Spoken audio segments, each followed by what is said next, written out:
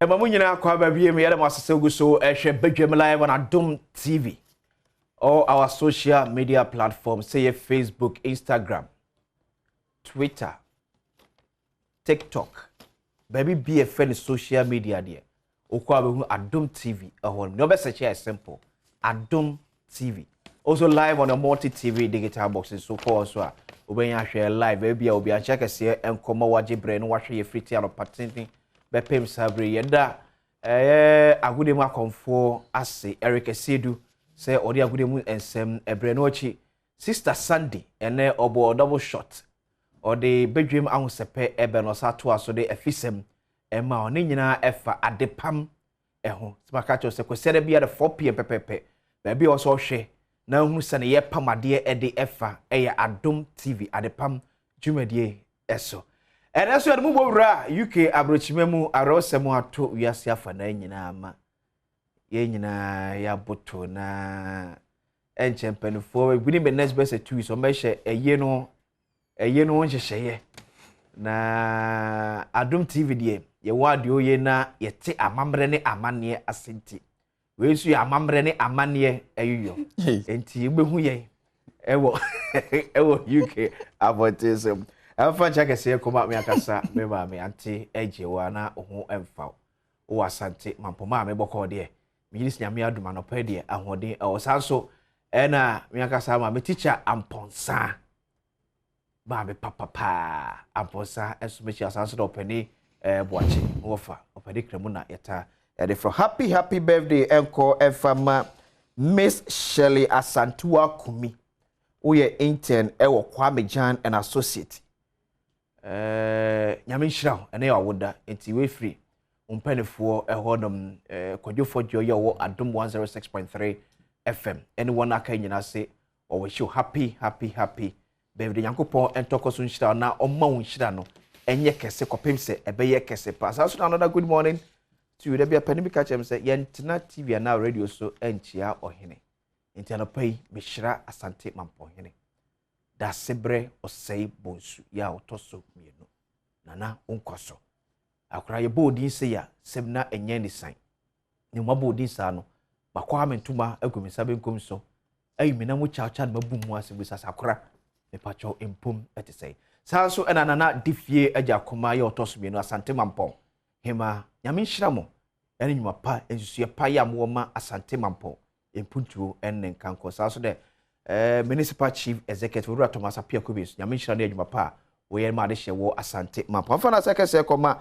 Hepa Plus mixture ese du papa na abadwa so bia agya tum na wonum bie eno onum do yetimi boa ma immune system no ahoden etimi ebamu yi ema ogina ona so yi pa yade bia eba oni padwan mu bia Hepa Plus mixture darumenti esan se wo immune system na no aye dintin da bia quality ya de mo eba bia to do bia no okwa onsa ebeka bi atosanso na Franco Trading Enterprise fun papa efie ene honom okafo ane bo ewo fom fun eye papa fun eye kama TV fridge air condition ade bia de siesie dem de odo ne eche Franco Trading Enterprise onsa ebeka bi enso on sanso na Kel Chaco toothpaste be se enka ne de bidie no egu body tresom ni abrobro so amana em ne de twu senso wi a wo so na ye fitan ne ye de bidie no aye toothpaste and if any Kel Chaco toothpaste to be na efe choose o se be fita o take ma so be bete en carbon bia emma wonum sanso and a city black tonic enso enie mojado eso bia age atumo no no ma hye amani padwam aboma enso eno no upe mojado a emma nye kese emroso undidi emroso wona emroso a eye city blood tonic say be ko da so yasene every pensem dwumadie every live on Adom TV Badwam dwumadie so be dey akwasi inse abadwafo atena se be di nkomo anopai ne edi kan efa Aisha Huang ye ne kakra obeji o my Ghana eboso anisa record say 2004 na Aisha Huang ye to and fro China to Ghana 2007 na obechita se eche kakra ano de atoato amu aba bedru ene ena ba mpenfo boy amane se emponkrata Aisha Huang di wura Ghana this time round ya chene no na a forged document. How do we deal with this? When there's this perception say there's a big system support. Yeah, a tie Aisha Huang a chinti. Okana Samoa in Kusiaga. Erika J. Deputy Bono Regional Communications Officer at the NDC, Amoyoko Sanso, and Honorable Collins, who am quite a former member of Parliament, Madisha War, Menshia, not about to Mpensenpensemu in the Ashanti region. In 24 Mundi, Ediomo, Edi, and Komone, and Pay. Erika Tanasi, Shedum Senche, Honorable Collins, who am quite Babaka, Yensa. Erika Cordia. Adom. What are you fair? Ah, Medasi. Telling you, one a pamatari. Macroeconomic no. Who named no been a deal watch there? My boss not the brave me some. My name Tilani. But some that I'm say nipa no hu some no so pe ma asem na. Oh okay. I know pan becho. It one this was susu kra. Oh wow. Na why ade? So dey na. Hey, Eric. Because I am a boss akasa o dey.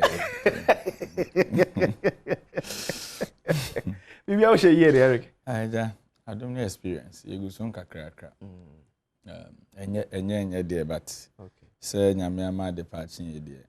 Bible say ade nyina mu ye mfa seda mirade. Okay. I'm saying ra. And yet say ye nyina ye ma me Queen Elizabeth. Adani atone benku. We dey say dey abusu panyin ye ye no ha dey. Ye ma ye ho nyina ya akọ. Enti say nana na ye abusu panyin no ha.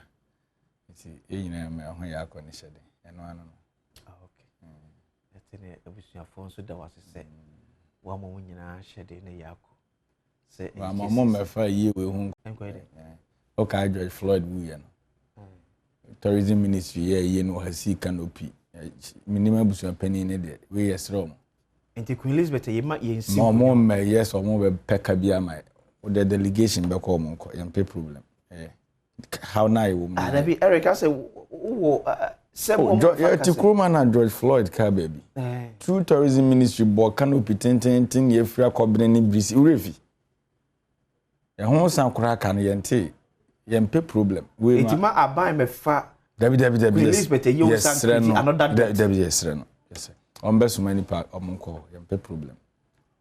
Ya nikan anka wo de what ya na state house yes ye na yi these people Eric ye na ba no nye eyiketuo Eric ena me kire wo say nim papa na ote ha no ye to aba nipa 8 we on comment be sin ne on tweet be sin ne enra ma me di odi kan tweet elia say what say ne ho dodo no o we hye ne we ha no de be bom so what soko ena me say nipa nwotwe yiku omo ansa obedi mampani ye nye omo yi. But George Floyd obeye na yi organ and there's a precedent we dey esre no ye nyina na ade ato ye ni wi ase nyina ye pe problem bia say obeye abusu pani. That is all we issue. Eric Fazima me na menfa I am a boss there na menfa den obi fast say I am a boss so say I can you start from Aisha Huang say any idea edidi ko ye do pa yeah Dedi kan central for meboma baso. Urakufu-Adjei aban betena konwa so. Galamsey kon no mona mofato mo so. It wasn't the brainchild of the government. Because say mo design e ho ntade ana mo share okay those things. So yes, mo ya there. Anche bia na mampeni Akufo-Adjei de ne ho begim say ode na konwa ote so as a president. To Galamsey fight no so. One say oko efie mu ana ye busua mu no so hene ka so de na konwa ye to ade so na ye ade a see people say ade we de kan ne ke o se ye na etu ase ye nyina Galamsey ntokwa organ ye nim sem ewie na Galamsey ne aban na ko agu aban na nim ase poto enu nti no me de Aisha de na nyem nwanwa me ye nkofo nyem nwanwa so o ha ne bi on there's nothing strange about it because the Galamsey under President Akufo-Adjei they are your my Ghana. Okay. True on one appointees. True party penning for. True expose ahodo aba. Yeah, we run into mean resign true na kunya no de to so be seen now teso no. Then a strange man be. But is it not true say Is there any positive result? Tell me one with the Galamsey fight of Nanado. Kabako Chim.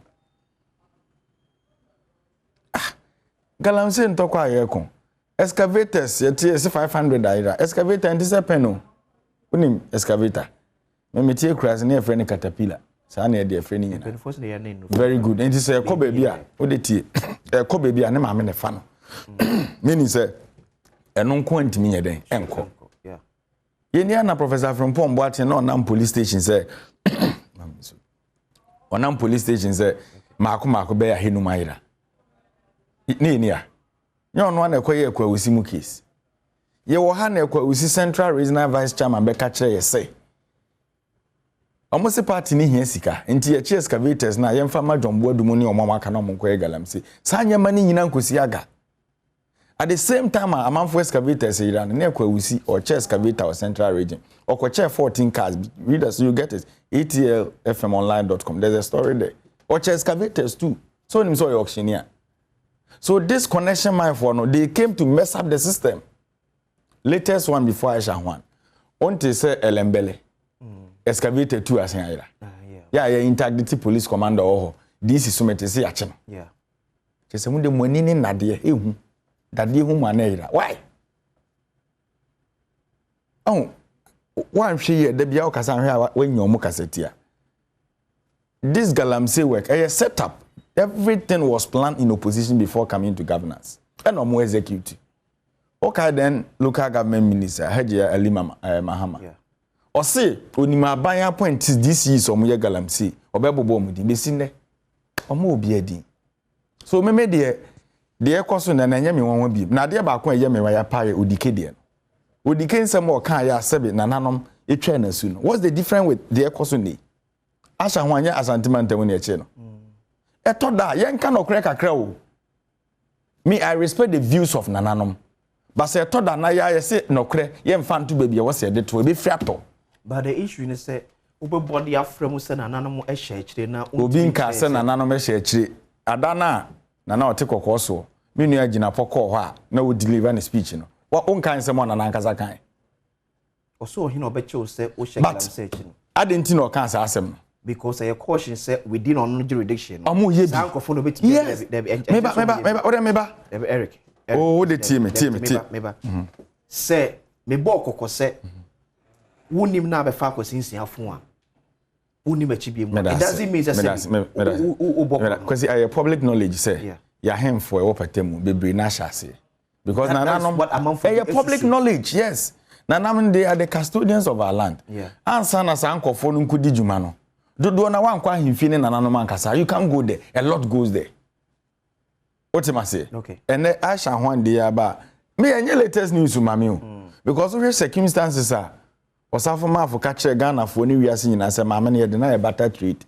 ye man enko because ye kopɛ bisia no hydro e China it is ye China mfaso obi ani so ntie man enko ne enko je bisia at the same time Ghana fo a ye national anthem ye na assassin ye na omotwero de maye no omo na omo ye Galamsey no bi no Deputy Speaker of Parliament friends Joseph Oseus osi hu Ghana ni ye Galamsey a 22 na ku no in the heat of Galamsey fight nipa be 6 ene ebo mutu okum omo wa menem what am I say na ya che Jesus na Aisha ntie discuss ya ne nipa na waba de obe wa ye dem bi osafo mafu munimu so don't blame anybody. So you want to tell me say me Erikeji mako China ye deport me ye why yes be some monster me sign wa China hena me fako and they are now telling us say on the approved route no faba na ho ne say be Jesus they calculated everything say aban AD me say almost stage no mo ye de kire say ye man nko no obesen aba na waba omunya no nya adwuma kwen Omokoche ni Galamsey sa. Attorney General say okobo no. Na kanena ye chim no first na. Osafo mafo se emfa no kwaje san no hadu. Na Attorney General ni kroma. You see, some penimfo di oso na omadwini nyina ne say de ebedi ne instant gratification. And that is how you suffer. This crop of leaders. Omabusua ne de omo na ebedi ne ne. Eno ho na omodwene. Enya wanwa. Ghana ni unim say ya prosecute bi mo ya jail bi mo on this galamsey fight. Omo deputy omo national women's organizer Kejemfu a yankwohye ne excavators be 16. Ya che Aisha Huang den no. What is say she excavators machines na no dey. What is say she no. Eric, Aisha Huang back Ghana somewhere 2004. And another red alert. Somewhere 2007, Aisha Huang has been with us up to now. Under the SY late John Evans Atamel's Mahama stroke Mahama administration. Still near will be a friend of Aisha Huang. Emambo Kramekaya 2012 yechi Aisha Huang said Wakwakuya Obika for the BSM Mahonso Sem MSN.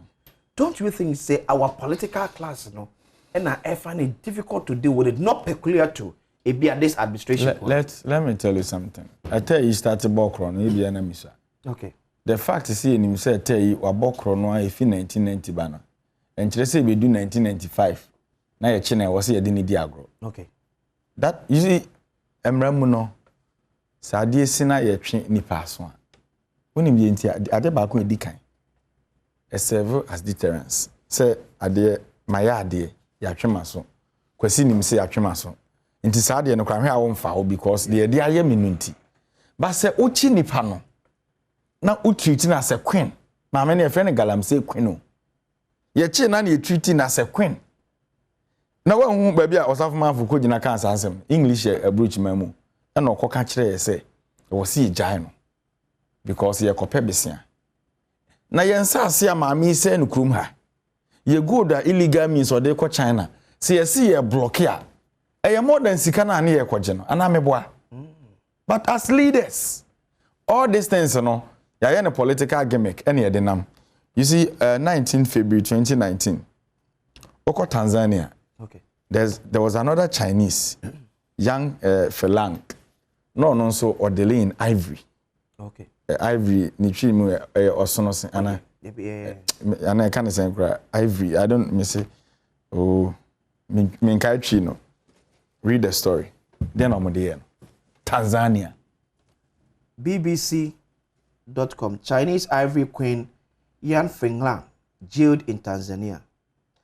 Tanzania has sentenced Yan Fenglang, a Chinese businesswoman nicknamed the Ivory Queen, to 15 years in jail for smuggling hundreds of elephant tusks. Yan was accused of opening one of Africa's biggest ivory smuggling rings, responsible for smuggling $2.5 million, equivalent to 1.9 million pounds, worth of tax from some 400 elephants. 2 Tanzanian men were also found guilty of involvement in the ring. Ivory poaching is said to have caused a 20% decline in the population of African elephants in the last decade.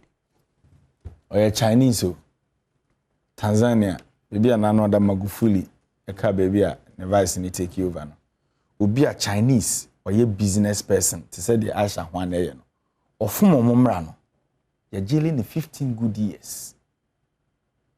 Tanzania for me no account, your sentence or more can be. Yeah, tia mem. Ya chi obi so say and say ya ban ya ne say policy or fight galamsey. Fiscal ya waste or galamsey fight.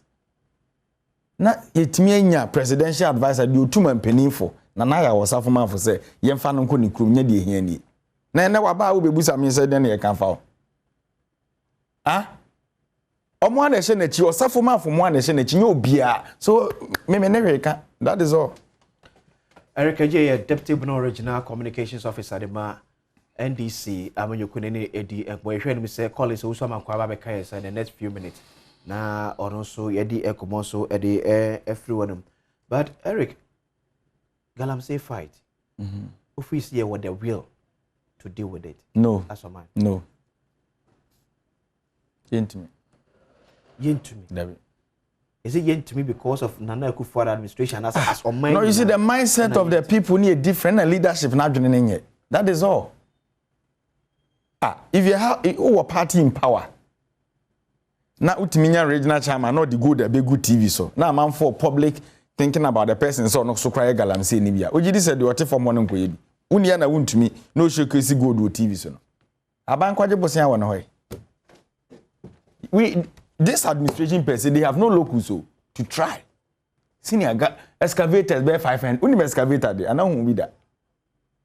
Where be ko han kom fa ba kon to TV no excavator. afidi a ono antimi nante o ye kwan wi a on fa so bi ne maame ne fa no maako 500 ye ne kai o omo na be kai baako we aba masa connection mind for nko dey be American these people they are in for connections so ye na ya assassin no he Achimota Forest kwan kofo na che o se go dey chef form what do you think kwesi ye nko IMF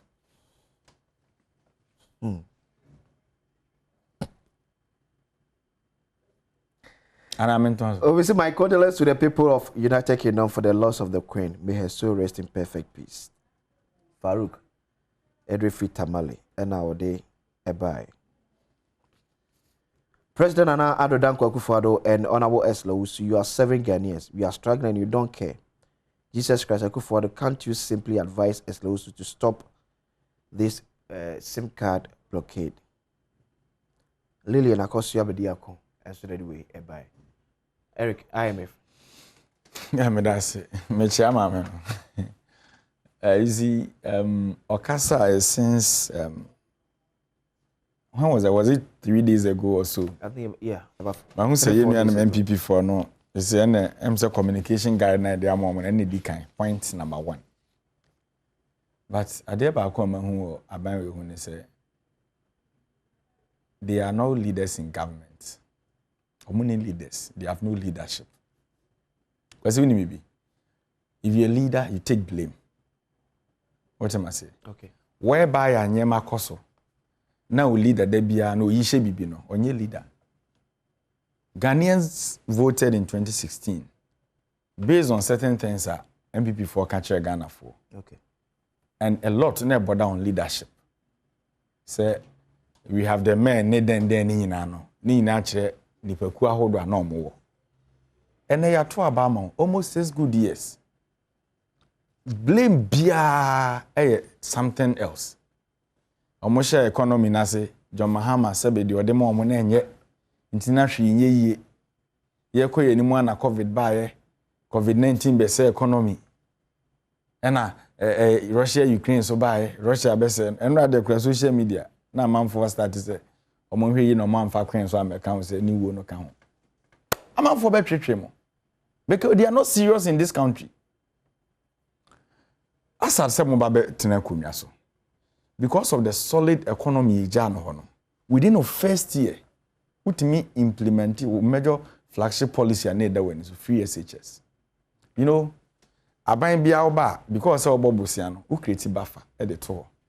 Ye kan buffer e sika hodo a anafoto ahodo abobo de to say emre koye nimu a mebosia no du se metua no metwa mani amenya bibia den ayi akutua e na aban bia ba ne concentration eco capital expenditure projects eno ne ye dwumadi awudi a e wo mfasode de more man no back and this oba na say we invest a lot in this okofa NDC budget from 2012 ebana yetimi invest around 2016-2015, near the best 17.1% of your GDP, your budget allocation, equal capital expenditure.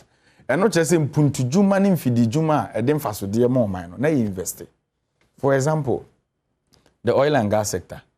We have a 2 gas project in a year and it costs you $1 billion.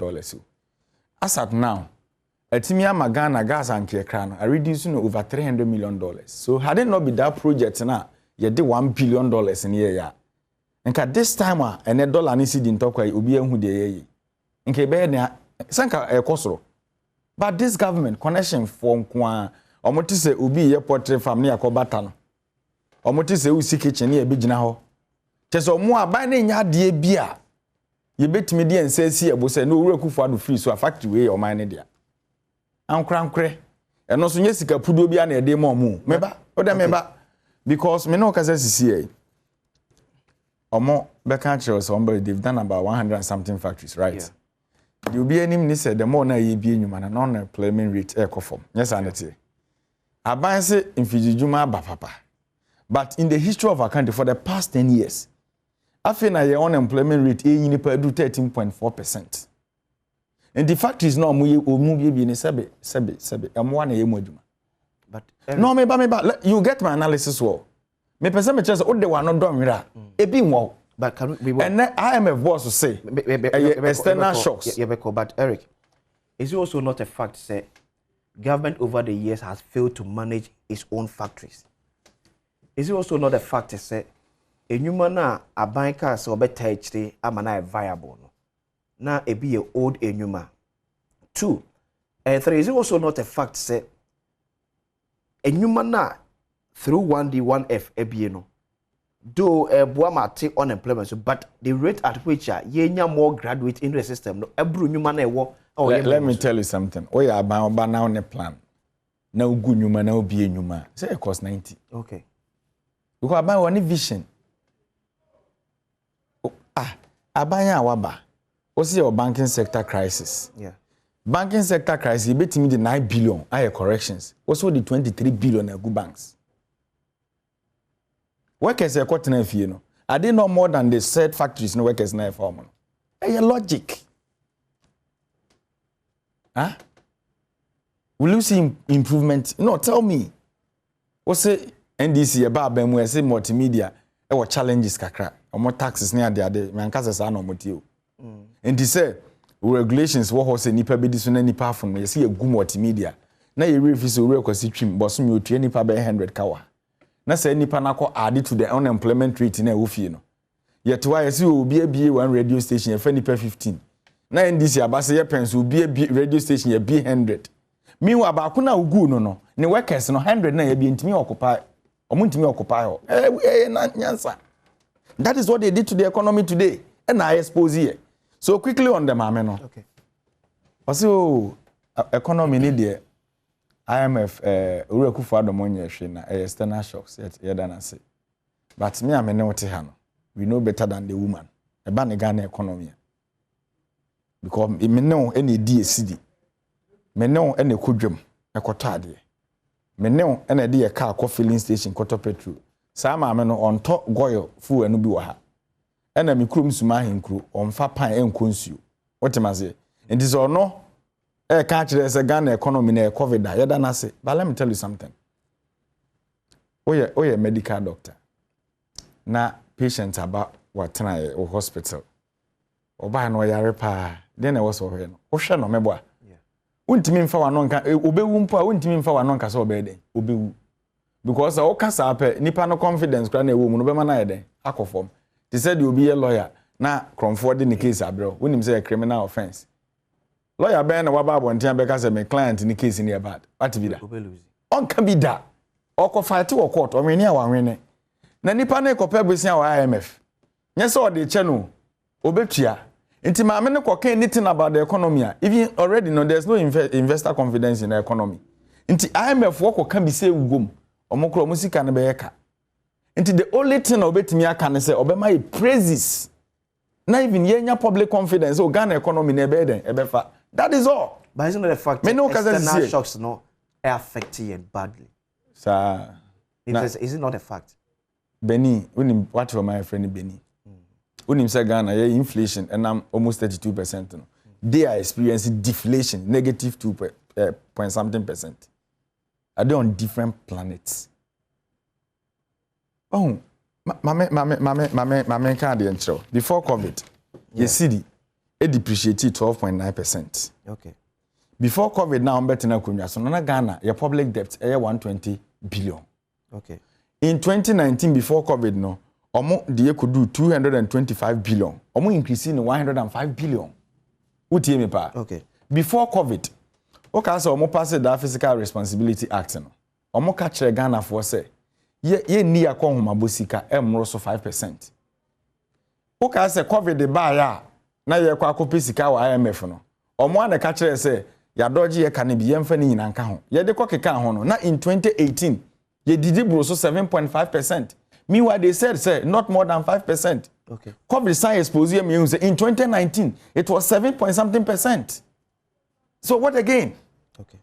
Yet here COVID de ba ya na ye important yema amanfo bebre kru so on borders no but we na ma na oje fan say we manage dollar but na refuse dollar no o kra na yema na ehia dollar. Okay. And then na obi abie na economy na free market na obi akokra dwa hwe the dollar yemo. And you are telling us today say businessman now tiabo so akanya asset January 14th this year no per $100,000 or the $640,000 Ghana cedis and $100,000. As of August 22nd, now up the same $100,000 or the $940,000, an increment of $300,000. And IMF boss and the 24 boss so can say and yet incompetent and recklessness and INSA IMF COVID. Yati say any problem. But President Akufo-Addo, the promises you give to Ghanaians, GDN na Ghana for to abama wo. Enti mre na ye to abama wie ya na wo han wi mu hyen di atenantwie no. Ghana yesika na wo hye no. Sa mre na na ne betena se na ye calculation say ochata wi mu hyen ba kwa 1 hour $20,000. Convert $20,000 na Akufo send e betimi atu omoka. And the 10 good months ye ntu omoka ye yi omodi. IMF boss na wa ka kire na akwala na ono no onim se mampani han wi mu hyen ye kan so obedware soro. No, I can't tell you so. COVID in Trianic. And no, anti-back, you money. Before COVID, economy, everything was positive. Kofa S&P in 2016 report on by IMF, World Bank.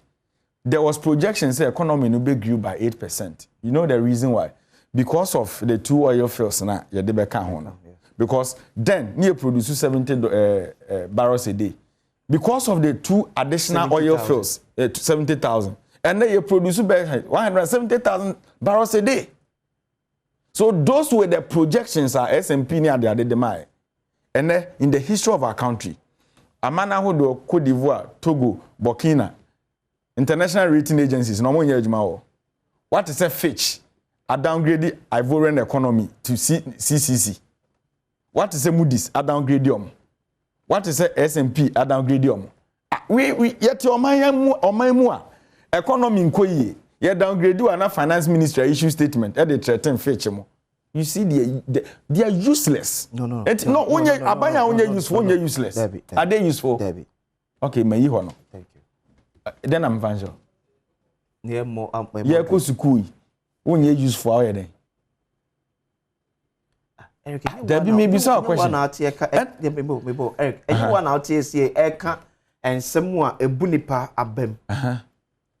Yeah, say relating to what? Say lawyer name relating to the set topic, relating to the idea of the American about the economy. And I make sure so be or my Bosiano also put confidence in your economy because you pay back. Yeah. And I make sure say one no more brave. We teach an issue and I was saying my bon. And be away more about a sin to the beer about Adamoto. And yes, Sinto doesn't and yes, Sinto, yet Tihon, Ubian himself, Mamu. What you be saying what you feel to us? Maybe Ubian say Amamu. Okay. What you be saying Basa. Now find your idea by one faswa and do quaminem. Who doesn't know? Really, just a Bible saying what you want find your idea by Ghana for. Ah, now you want to catch us here to Sikazo. Not the near names of Bajibision. That was the promise. As of 2016, if you could so an interest payment, a number 11, almost for them, 11 billion. Omo catch us say no Ghana, Sikan Yaji Bisian Basa and Ziwamba. Before COVID, they were paying 37 billion. For your 2022 budget projection. They are saying say by 2024, interest payment, you be 65 billion. Oh, my OJ tax, saying. These reckless leaders, they've sold the future of our country. And then more DNSika we did that Sika. And they are the very people telling us say an international issue. IMF Wakabi international issue. Applaud them. Yet Sika so come there. Is it not true? Say some years back, na Ghana for a tour. Do no work as compared to ene ye digitalize the economy na arobi in nipa bebre ye almost contribute to the bomb so huh yana dey so net bomb mutima nkofo we the madwin dey agrodo. What are you telling me? And then omo boy ekro no more no you are telling me say menyi ni say afi kra no more rope a lot of Ghanaians in me ne wo Bosumi we kwesi twuma atua oka no odi usika ne bia to so o sende ama maame o mampon no na kro no yasen abete say sika na watua ho to no bo abra ye hu mfasode bi e cause you are telling us they are doing us good now mfasode na recommend us oh Debbie, what do you really see unim let me tell you something no ye kana na ya boy 120 billion if you come in Nkrumah penzo okay and 120 billion no Okay. Wo ni Alhaji Bawumia, sir, also no commented this, brigadier. Mumia no 6 years. As of today, you've borrowed over 275 billion. Aba! Kofo, Rollins, Mills, Mahama, Eurobond, omoje 4 point something billion. Eurobond. And the Ura Kufuado, Oni Bawumia 12 billion. Ura Mahama, oil revenue, onyabe 6 point something billion. As of September 2021, Ura Kufuado kwanya 20 billion.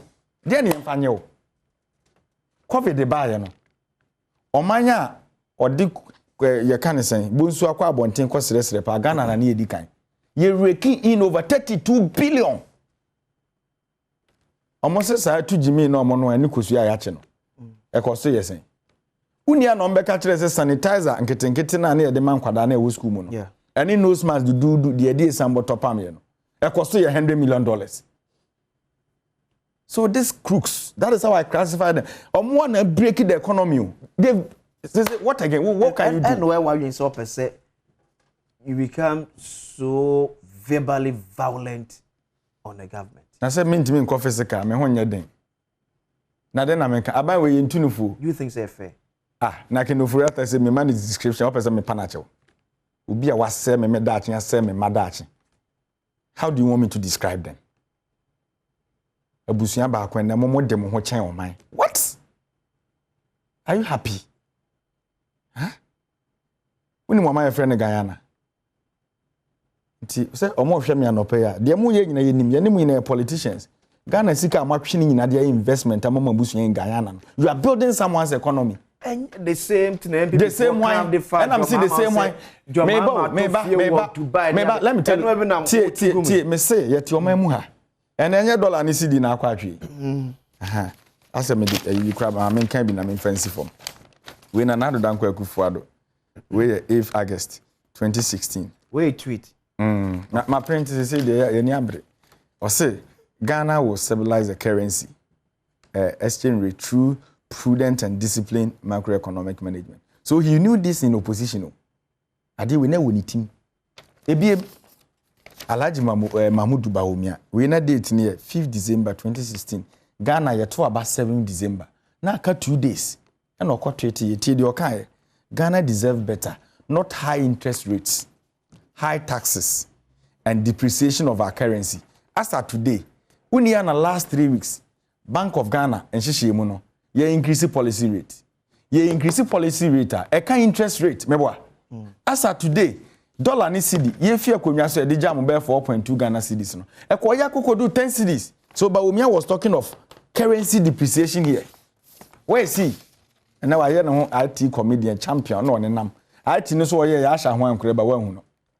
I always tell you, the NDC is our problem in this country.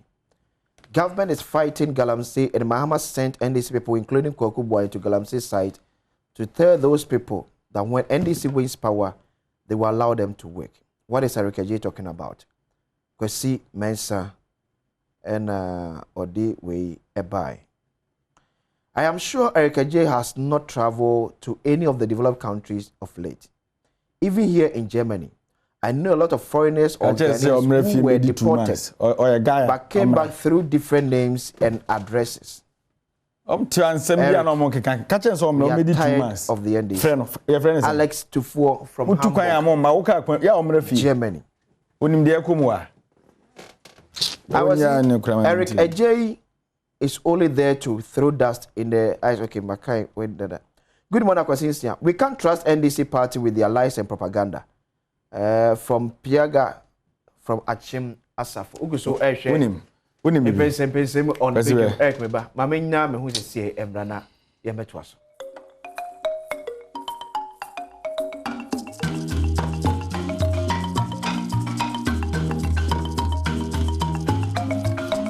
Esa makwa ba bi call so so makwa afi no be kensa. Police makwa dey. Me nua aboko achemi. O say me hono me kam. Sao ho. Amanfo message of the yado. Pacha o mo fanchemi. Baby am about 7 minutes to time afi na. Enya hwe say if you say there hono madwuma ya won see signboard. Ntino. O ma me 2 minutes kra. me can't send back up my Ghana for not here and say, why? Patch me, patch.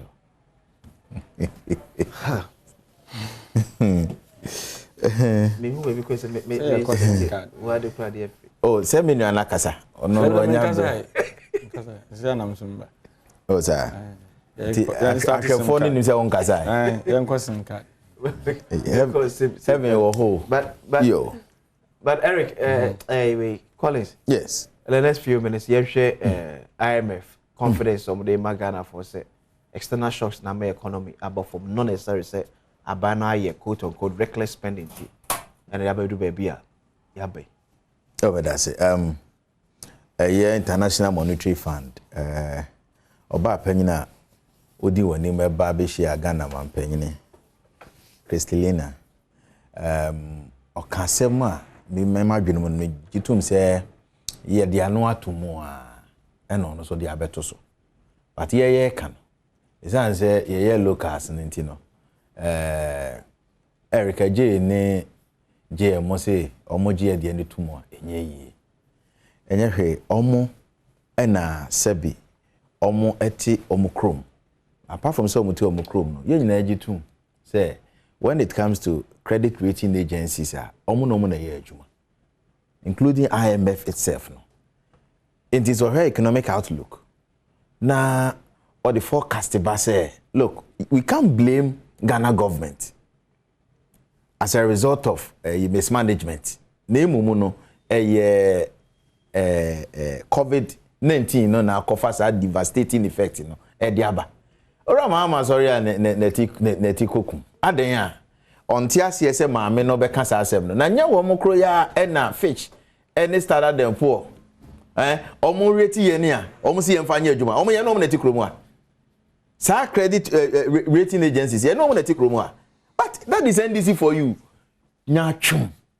Hypocrisy and double standard. I can say former president John Dramani Mahama debut demonstrating. Ebi na wa demonstrating. Why intolerant? Why intolerant?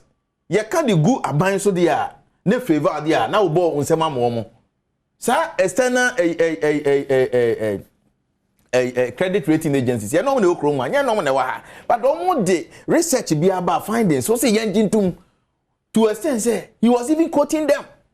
Afa maame no be kan say nukrani problems Africans community to sub-Sahara ha ye kom no ye ntimi emfa nhye say aban no nhye ye na emumu no yare kodiewu a abesinsen wiem ene ntokwa chinchire ncha ekoso ewo Ukraine between Russians and Ukraine eno ena kwakofa sansusu so we di aba mo se montiase. Collins, as a former member of parliament, who's scanning through your challenge ye go through this external shocks area, and he found out free say as a man internally, your form ya e dey do baby doing as the external shocks. Oh, say no dey obetimi aka sem ba ko say your problem bi a ye ko bia no beyond commentary external commentary ba say so change because external shocks internally no Ghana for nyina so no your attitudinal problem I know so say atwen adwene which includes the government. Of course, anything American. Okay. A collective, because over kwan fa so ye near be indiscipline.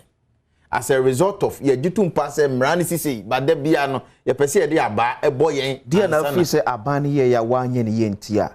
Aka ho bia me bedu baby adri. Dear na me fi say aban ne bo ne ho mode. Dear na fi say wo ya wanye ne ye. There be aban no ba ye no. Se na o to for mo a nka me condemn no. Okay. Aban ne be for economy no at the total size of 3.4% in terms of GDP growth no. Okay. Na buy no yeah juma to extent say na economy no grow at a point in time 2019 the economy was hovering at an average of a 7%. Okay. Clearly it tells you say nya abanya he is determined to maximize the welfare of the people. So throughout the challenge when until say we were hit by this deadly corona virus and the war exactly and so it means that to you there throughout this challenge you go and there's nowhere aban no from here. No aban say aban nye perfect. Okay. So which part did the government become imperfect? Now you call your name.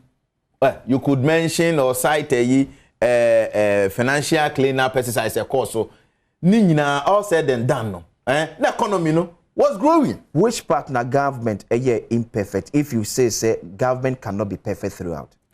Ya ba eyine so ana okuje to asem ne so because the time in team me 7 minutes no as a person ma me exhaust o de afi ma memra presidential jet undergo repair no don't do this to me how many minutes I want to know we were few minutes we no because no share okuje to asem no so onye premier ni onu ankasa no nani se nani atia enko fasa ensem we farmer the tia make kasa so be catch Ghana government is living luxurious no the tia make kasa ni say okujeto amene national parliament say oyobi a tie oye very mobile you are travel extensively obe say Ghana government let me talk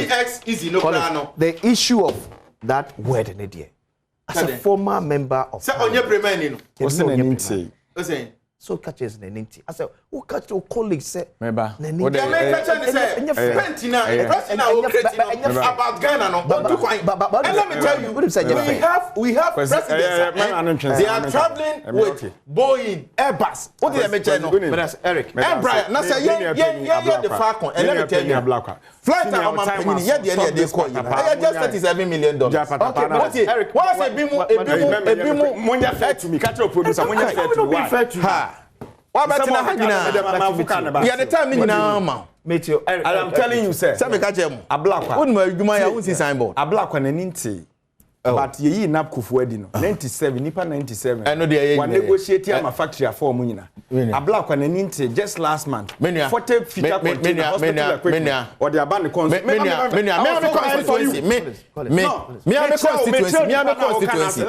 constituency you companies in my constituency I negotiated to get all of them where they say news covid the MP who do mama on crop for no way teacher for na ya sake omo kotena fie no tie omo ka such a person so we commenting about presidential travels intino o colleague now na team rashe be fie you are here saying say na ninti asema make can say Collins me picture no dey to opportunity say the Ghana for sabi ya ninti ye no ono momu na ninti ye that is what I want to make but as Yakupon share nyina eti akache no otu kwan a won hwe ye wo presidential guest and board din motu kwan sa your presidential guest and board din niema wo $37 million now what just $37 million yes ene busuafo e ka o nyina ya da bo nyina mas na no be nyi busia wa